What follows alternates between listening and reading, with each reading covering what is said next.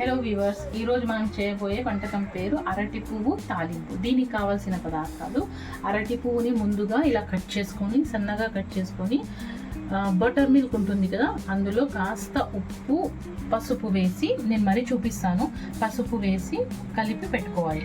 ఎంతసేపు అయినా పెట్టుకోవచ్చు మనం ప్రిపరేషన్ ముందు. అండ్ ఇక్కడ మీరు చూస్తున్నారు కదా, ఇది నేను నానబెట్టుకున్నటువంటి దాల్, 2 రకాల పప్పు అన్నమాట. ఇది ఏవో ఎలా తీసుకోవాలో చూపిస్తాను. సో ఒక అరటి పువ్వుకి దాదాపుగా మనం 3 టీ స్పూన్స్ ఆఫ్, ఇది కాస్త పెద్దగానే ఉంది, టీ స్పూన్ అనుకోదండి మరి మీరు, కాస్త పెద్దది, ఒక 3 టేబుల్ స్పూన్స్ ఆఫ్ కందిపప్పు.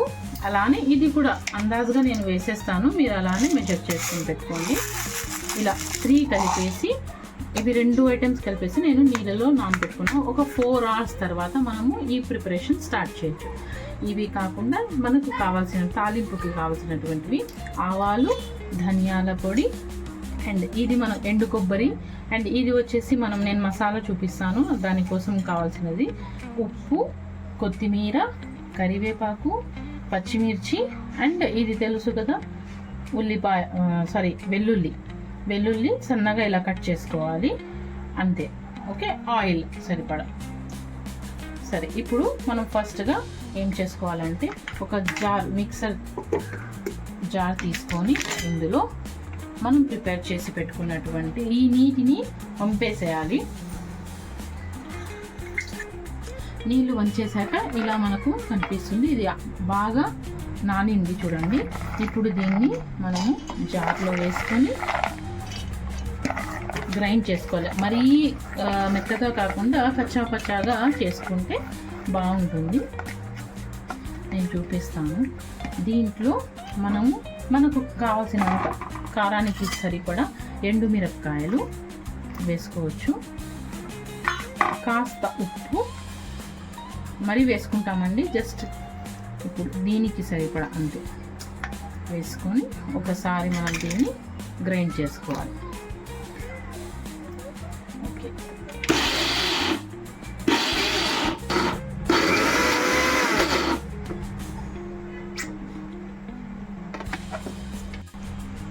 అయిపోయిందండి.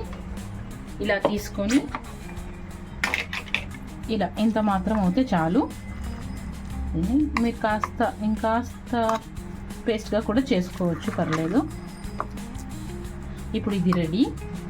ఇంకా మన వంటని స్టార్ట్ చేద్దాం. ఇప్పుడు నెక్స్ట్ ప్రొసీజర్ అండి. దీనికి మనం ఏం చేయాలి అంటే, అరటి పువ్వు చూడండి, ఇది మజ్జిగ ప్లస్ దీంట్లో నేను కాస్త ఉప్పు, పసుపు వేసి పెట్టాను. ఇది ఎందుకు పెట్టాలంటే, ఇది బ్లాక్గా మారిపోకుండా, అక్కడికి మారింది కట్ చేసే లోపల టైం పడుతుంది కాబట్టి చేంజ్ అవుతుంది, అయినా పర్లేదు.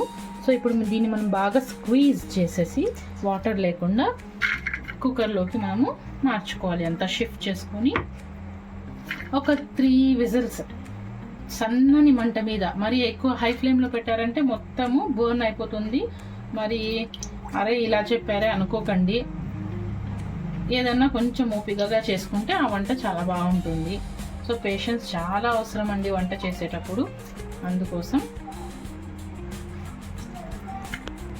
ఇలా మనం స్క్వీజ్ చేసి పెట్టుకున్న తర్వాత దీంట్లో వాటర్ వేయాల్సిన అవసరం లేదు, కానీ మీకు కాస్త భయం ఉంటే మాడుతుందేమో అని జస్ట్ దీంట్లో ఒకసారి అలా కొంచెం నీటితో చేయి కడిగేసుకోండి. అండ్ ఇంకా దీన్ని లిడ్ వేసేసి మనం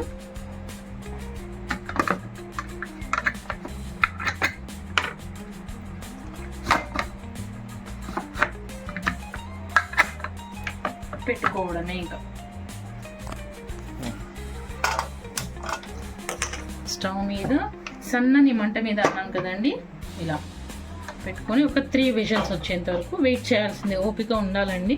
దాని తర్వాత మన next process excellent one start అవుతుంది.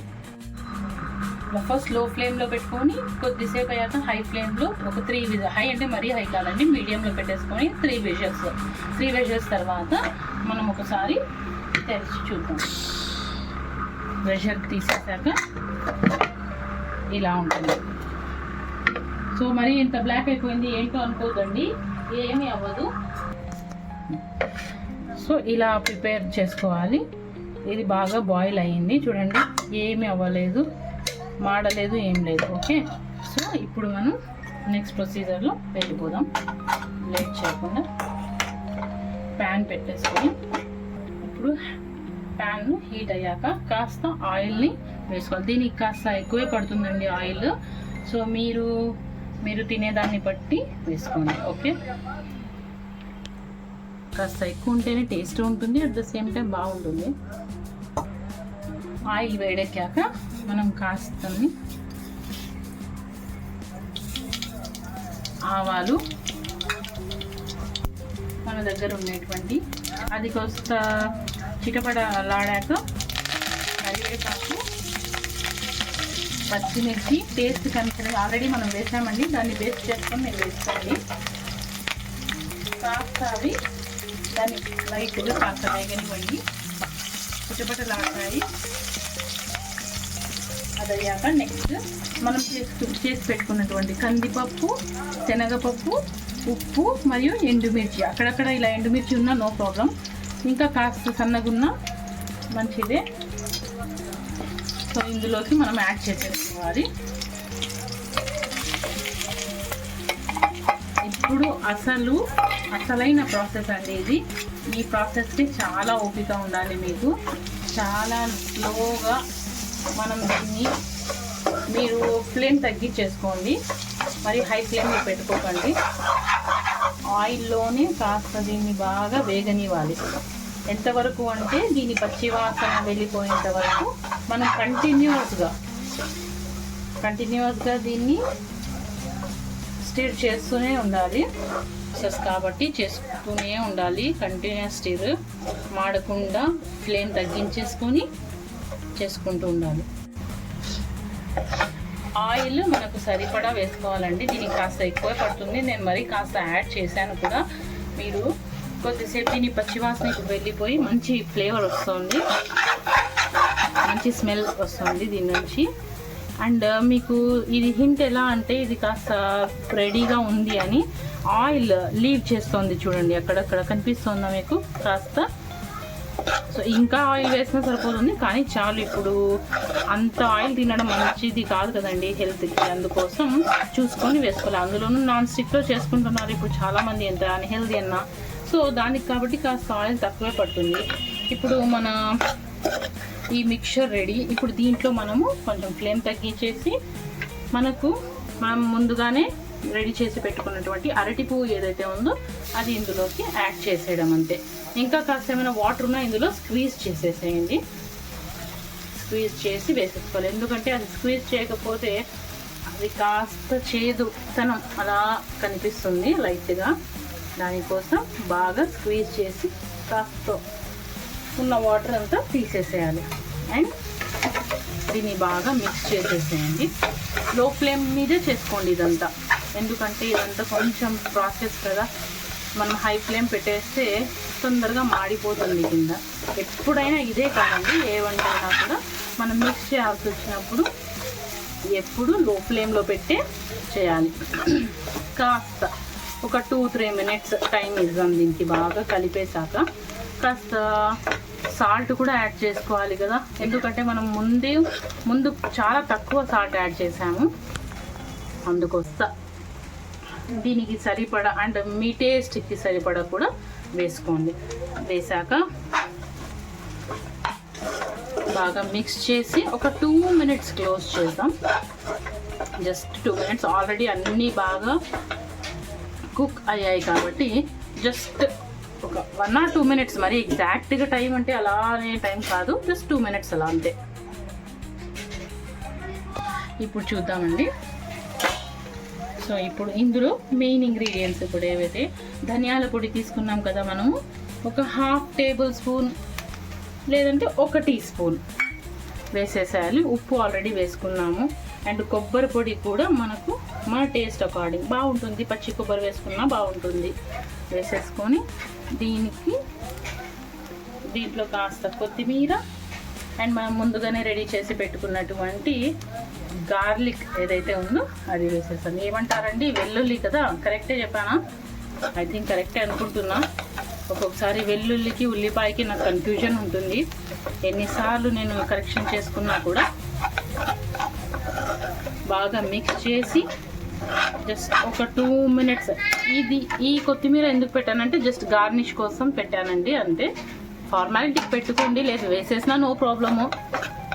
ఇప్పుడు కూడా కాస్త బాగా కలిపేశాక 1 minute అలా మనం క్లోజ్ చేసి లిడ్ని ఒక 1 minute పెట్టేసుకొని పెడితే సరిపోతుంది. ఓకే, ఇప్పుడు స్టవ్ కట్టేయాలి.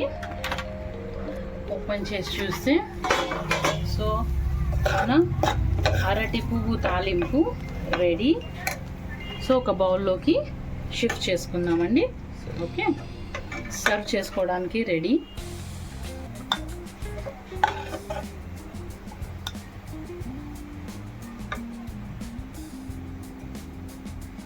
ఓకే, ఇప్పుడు మనం ముందుగా పెట్టుకున్నటువంటి కాస్త కొత్తిమీర. సో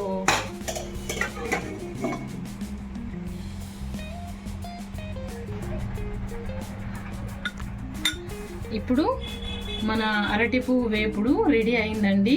సో మా నాన్న టేస్ట్ చేసి చెప్పబోతున్నారు ఎలా ఉంటుందో అని.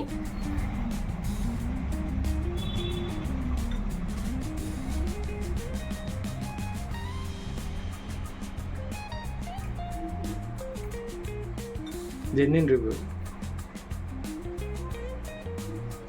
సాధారణంగా మేము చికెన్లు మటన్లు తింటుంటాము, అనుకున్న దానికంటే చాలా బాగా ఫ్లేవర్గా బాగా ఉంది, రుచికరంగా ఉంది. చాలా ఈ అరటి వేపుడు అనేది చాలా బాగుంది. మీరు కూడా ప్రయత్నం చేయండి, ట్రై చేయండి. తర్వాత మీ కామెంట్స్లో మీరు పెట్టండి, కామెంట్స్ ఎలా ఉంటుందని కామెంట్లో పెట్టండి.